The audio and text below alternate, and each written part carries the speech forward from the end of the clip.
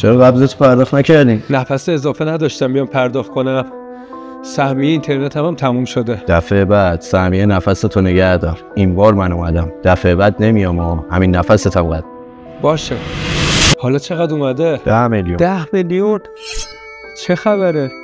من ماه پیش همینقدر نفس کشیدم 6 تومن پرداخت کردم. نه خیر، این ماه یه حمله عصبی داشتی، زیاد نفس زدی، حواست نبوده. بابا دیگه سکته کردنم که دست خودم نیست. این هوا پر اکسیژنه، چرا این همه گرون میفروشید به ما؟ این هوا پر اکسیژنه؟ تنها چیزی که توش نیست اکسیژنه. این ما چقدر زحمت میکشیم ذره ذره این اکسیژن رو واسه شما تصفیه کنیم بهتون برسونی.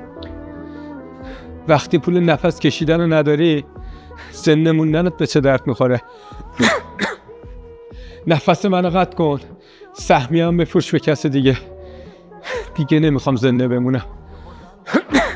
دیدی هی آبادی مسموم، برج بلند تو اوج تباهی بود، پشتی هرچه بخواهی بود.